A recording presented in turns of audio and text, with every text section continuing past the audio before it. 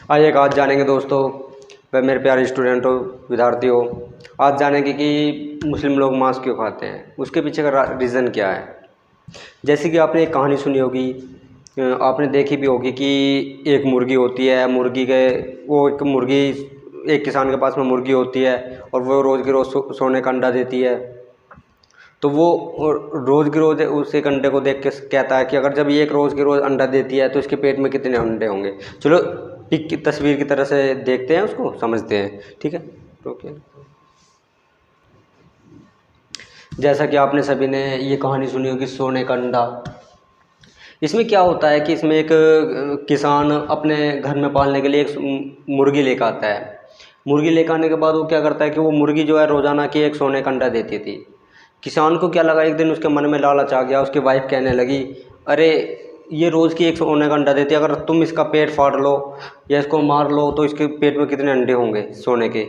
तो ऐसे ही वो करता है। फिर वो देखता है कि जब सोने के अंडे उसमें मुर्गी को मार देता है, जान से चली जाती है, तो उसको देखता है उसके पेट में कुछ नहीं मिलता। तो वही कारण है इसमें इसका रहा है कि हम लोग सोचते हैं कि भैंस या गाय के दूध में कितनी वो होती है, एनर्जी होती है, विटामिन्स होती हैं, कैल्शियम होता है। तो क्या करा कि मुस्लिम लोगों ने सोचा कि यार जब इसके दूध में इतना कैल्शियम होता है तो अगर हम इसको ही मार के खाएं तो उसमें कितना ज़्यादा कैल्शियम होगा। उन्होंने क्या करा, उन भैंस गायों को भी मार के खाना स्टार्ट करा, क्योंकि अंडे के इसी तरह अंडे जैसे अंडे की तरह उसमें लालच आ गया, उनके मन में भी लालच आ गया कि इस तरह से मांस को खा लेने से और ज़्यादा एनर्जी मिलेगी और ज़्यादा कैल्शियम बढ़ेगा। तो उन्होंने भी इस गाय भैंसों को, जो हमारी गाय भैंस होती थी, रोकिए, तो इसी हिसाब से उन्होंने देखा कि हिंदू ने क्या किया। हिंदू क्या करता है, हिंदू उसका दूध पीता है। उसे लगता है कि यार रोज़ की रोज़ मैं थोड़ी थोड़ी विटामिन्स लूँगा, परंतु अगर हम दूध भी पी रहे, दूध भी तो उसमें भी तो हड्डियाँ खुल के आती हैं, वो भी तो मांस ही है।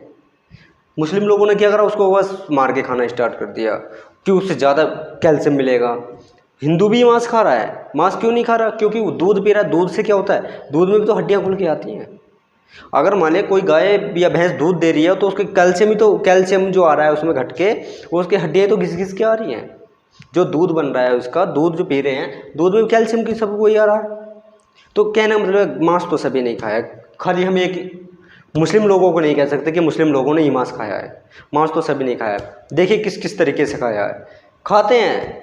जो ये कहते हैं कि कभी मैंने मांस नहीं खाया, वो भी मांस खाते हैं। देखिएगा किस किस तरीके से मांस खाते हैं, जानिएगा। ये देखिएगा, आपको पिक चमक रही होगी, ये गन्ने की जो ईख में ईख होती है, गन्ना होता है, उस गन्ने की पिक है। अब क्या है कि इसमें देखो गन्ने का जूस निकल रहा था, हम वहीं पे खड़े हुए थे, हमारे सामने आंखों की देखी की कहानी है। इसमें जो ये अंदर वाली ये जो रेडियोस नोज नज़र आ रही होगी आपको, इसमें क्या है कि ये जो रेडियोस नज़र आ रही है, यहाँ पे क्या था कि वो बिल्कुल काला था। ये काला गन्ना होने के कारण लाल लाल गन्ना होता है, तो इसमें काफ़ी सारे कीड़े मकोड़े भी होते हैं। वो कीड़े मकोड़े भी उसने सब ने खाए जो जूस पी रहे थे। अब उसमें चिन्नियाँ बनती हैं, गुड़ बनते हैं, उसमें पता नहीं कितने कितने कीड़े मर जाते हैं, कितने कीड़े खाते हैं। चाहे मांस थोड़ा खाओ या ज़्यादा खाओ, खाना तो मांस ही था।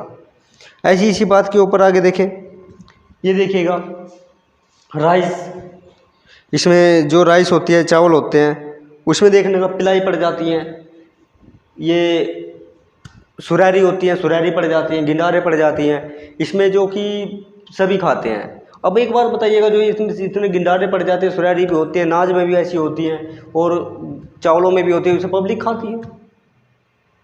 मांस चाहे जानवर का हो चाहे कीड़े मकोड़ों का हो, मांस तो मांस ही होता है, मांस सभी खाते हैं। कहाँ तक बचोगे कोई इंसान कोई मांस नहीं खाते, मांस सभी ने खाया। ये देखिएगा गेहूँ, गेहूँ के अंदर भी कुछ भी ऐसी वस्तु नहीं बची जिसमें कीड़ा ना लगता हो, जिससे कीड़ा ना खाया जाता हो, सभी में खाएगा। गेहूँ देखिए, इस गेहूँ में भी क्या है कि इसमें पिलाई है, इसमें भी ढुड्डी और वो हो रही है, इसमें भी कीड़े हैं। अगर इसमें भी तो कीड़े ही हैं, इसमें भी मांस है। तो कहने का मतलब है कि इंसान कभी नहीं बच सकता, कभी भी ये सोचता हो कि हम मांस नहीं खाते। मांस सब जगह खाते हैं, सभी जगह का मांस वो होता है। देखिएगा ये रहा, इसमें भी सब मांस ही है, इसमें भी कीड़े हैं। नाज में भी कीड़े पैदा होते हैं, जब कीड़ा बनता है तो उसमें भी मांस होता है। तो मांस तो सभी खा रहे हैं। जरूरी नहीं कि मुस्लिम लोग ही मांस खा रहे हैं, मांस हिंदू भी खा रहे हैं, सब खा रहे हैं। कोई ऐसा दुनिया में कोई एक भी व्यक्ति नहीं बचा जो मांस नहीं खाता हो, सब इंसान मांस खा रहे हैं। सिरका देख लो आप, अगर सिरके की बात करो तो सिरके में भी क्या है कि उसमें भी काफ़ी सारे, उसमें गन्ने का साड़ा होता है, जो रस होता है गन्ने का रस निकलने के बाद उसको एक बर्तन में बंद करके रख देते हैं, घड़े में या मटके में, उसको बांध देते हैं। उसमें क्या होता है, कुछ टाइम बाद 1-2 महीने बाद उसमें क्या है, कीड़े पड़ने लग जाते हैं। काफ़ी लंबी लंबी 1 इंच की गिनारे पड़ जाती है, उसमें कीड़े पड़ जाते हैं और पब्लिक फिर उसे खाती है। तो उसमें भी तो मांस है, वो भी तो मरे, उसमें सड़े गले सड़े सब कुछ उसमें तो होता है, उसमें सब कुछ मांस खाते हैं। तो कहने का मतलब ये है कि इस मांस से तो कोई वो नहीं कर सकता कि मांस नहीं खाते, मांस पूरी दुनिया खा रही है। खाली एक मुस्लिम लोगों को ही, वो तो हमारे क्या है कि विचार ऐसे हैं कि हम अपने आप को ना कह के हम दूसरे को दिखाते हैं कि ये मांस खाता है। हम अपने आप को ना दिखा के दूसरे को बताते हैं कि मांस खाता है। मांस पूरी दुनिया खा रही है। अच्छा चलो आगे बात करें। आपने इन्हें देखा, इनको मांस के लिए ही बिल्कुल पूरी दुनिया में प्रचलित कर दिया गया कि मुझे भी पहले लगता था कि मांस खाते हैं, परंतु क्या अगर मांस तो पूरी दुनिया खा रही है। मुझे भी ये समाज बहुत ज़्यादा गलत लगता था, शूद्र, जिसको शूद्र बताया गया, शूद्र मेरे को बहुत ज़्यादा गलत लगता था क्योंकि ये मरे हुए पशुओं का, जानवरों का, उनका मांस खाते थे। परंतु ये करते भी क्या बेचारे, इनके आगे स्थिति ऐसी ला दी, इनको खेती नहीं करने दिया, इनको कुछ कार्य नहीं देने दिए, इन्हें सब्जी का छूत बताया गया, सब कुछ धर्म में जाति, मतलब जाति में सबसे नीचे दिखाया गया। तो ये करते भी क्या बेचारे, इनको खाने के लिए खेती नहीं, जो अपने सब्जी वब्जी या कुछ चीज़ बोले थे। मांस जबकि पूरी दुनिया ने खाया है, हिंदू हो, मुस्लिम हो, धर्म, कोई सी भी धर्म जाति, कोई सा भी वंश हो, ब्राह्मण हो, शूद्र हो, क्षत्रिय हो, चाहे कोई सी भी जाति धर्म हो, सबने मांस खाया है। बिन मांस खुले तो आँख ही नहीं खुलेगी इंसान की, ये सभी ने मांस खाया। परंतु ये शूद्र को ही क्यों इसमें नीचा दिखाया गया है सबको, जब पूरी दुनिया ने ही मांस खाया है तो शूद्र को ही क्यों सबसे नीचा दिखाया गया। इसमें कुछ दिखाने का कुछ और कारण था। इसमें ये नहीं कि मांस खाते थे, मुझे बहुत गलत लगता था, मांस खाते थे, गंदे रहते थे, और ये अपनी दाढ़ियाँ भी नहीं कटाते थे, दाढ़ियाँ लंबी लंबी हो जाती थी, ये साफ नहीं रहते थे। परंतु इनको अवसर कहाँ दिया आप लोगों ने, इनको तो बहुत ज़्यादा बेकार वो बता दिया आप लोगों ने। इनको अवसर देते तभी तो ये कुछ कर पाते। दुनिया में अगर विकास कर सकते थे तो ये लोग इंसान विकास कर सकते थे। दुनिया को जो चांद पे बैठा सकते तो ये बिठा सकते थे। पहले सोने की चिड़िया जो थी, सोने की चिड़िया कोई वैसी थोड़ी ना थी, या सोने की खाने थोड़ी ना पैदा होती थी। यहाँ पे इन लोगों ने तो बनाया था कि ये कलाकार थे। ये कोई ये नहीं था कि ये कलाकार नहीं थे, ये बहुत अच्छे से कलाकार थे, सब चीज़ें बोलना जानते थे, सब कुछ करना जानते थे। परंतु इनको इनका अधिकार से अलग करके एक वो चला दी धार्मिक कि ईश्वर की पूजा करो, परमेश्वर की पूजा। किस परमेश्वर की पूजा करें, किस भगवान की पूजा करें। भगवान के ऊपर मैंने एक वीडियो बनाई श्री कृष्ण के ऊपर, आप महाभारत देख लेना। महाभारत में हमारे एक वीडियो है, उसमें देख लेना कि महाभारत में मतलब किस तरीके से ढंग से वो दिखाया गया। मैंने पूरे दिखाया गया कि किसकी पूजा करें, कैसे वो बताएं, पूरा विस्तार से बताया। इन शूद्रों को मैं भी गलत मानता था, परंतु इनके गलत इनका नहीं था, वो जमाने का, समाज का देखने का नज़रिया जो था वो गलत था। आइएगा आगे बात करते हैं।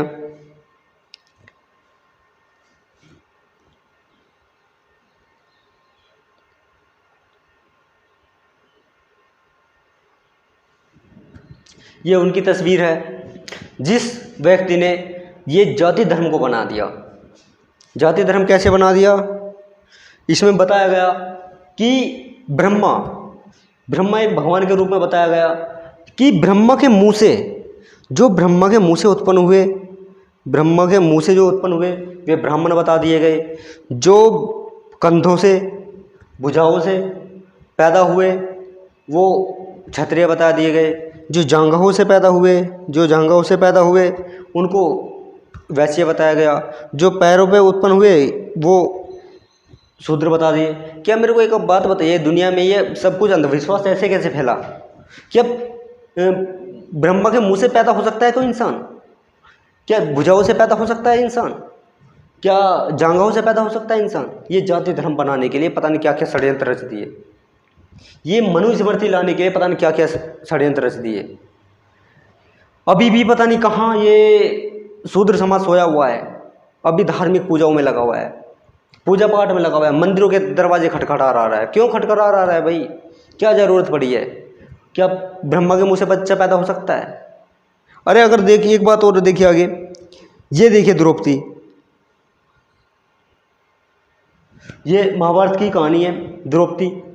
ये द्रौपदी के 5 पति होने के कारण भी इसके बच्चा पैदा नहीं हुआ, और ब्रह्मा के 1 पति नहीं होने के कारण भी फिर भी उसके 5 उसके संतान पैदा हो गए, मुंह से, भुजाओं से। अरे ऐसी कोई जड़ी बूटी द्रौपदी को भी दे देते हो अगर उसका बच्चा पैदा हो जाते।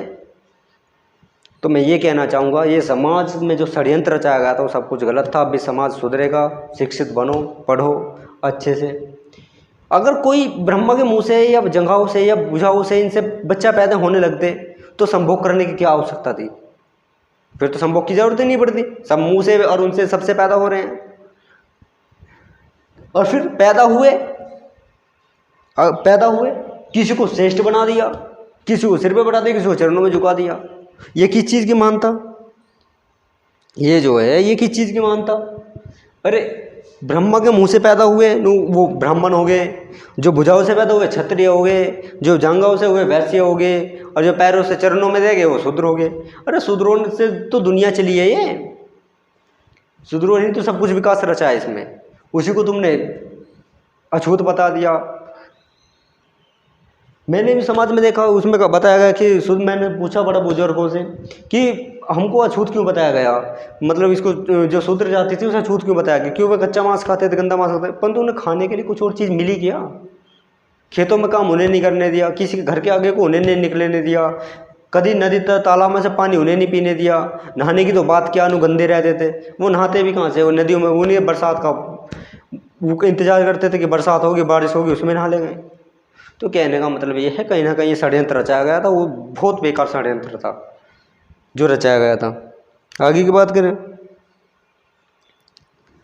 ये रे शूद्र अपने ही काम में निपुण रहते थे, बहुत अच्छे से कार्य को करते थे, कुशल कार्य करते थे, अच्छे से अच्छे महान कार्य करे, अपने आप को क्या पूरी दुनिया के लिए इन्होंने अच्छे से काम करे। मोहनजोदड़ो में अपने बिजनेस भी देखा होगा, व्यापार की संधि, सब कुछ ये लेकर आए, सब कुछ इन्होंने अपने ये कर्मों पे विश्वास रखते थे।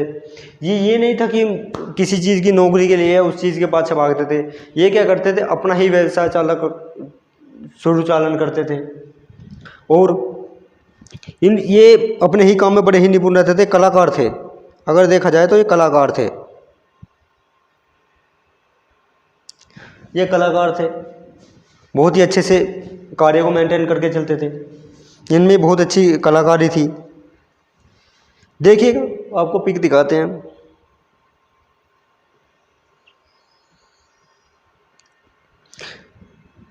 जो बड़ी बड़ी यूपीएससी किताबों में पढ़ाया जा रहा है, ऋग्वेदिक काल में वन व्यवस्था के चिन्ह दिखाई देते हैं। ऋग्वेद में 10वें मंडल में वर्णित पुरुष सूक्त में 4 वर्णों की उत्पत्ति का वर्णन मिलता है।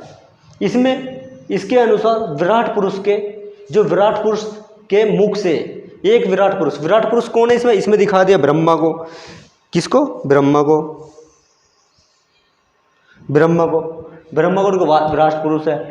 विराट पुरुष के मुख से ब्राह्मण, मुंह से ब्राह्मण, और क्षत्रिय भुजाओं से, वैश्य जांघों से, शूद्र पैरों से। अरे बच्चों आप ही बताओ मेरे को, क्या शूद्र जो पैरों से उत्पन्न हुए हैं, ये क्या इसके बच्चे, जब द्रौपदी को तो 5 पति होने के बावजूद भी बच्चे उत्पन्न नहीं हुए, क्या इनके बच्चे पैदा हो सकते थे? पता नहीं क्या क्या, अभी कॉलेजों में भी बड़ी बड़ी उसमें भी यही पढ़ाया जा रहा है, देखिएगा।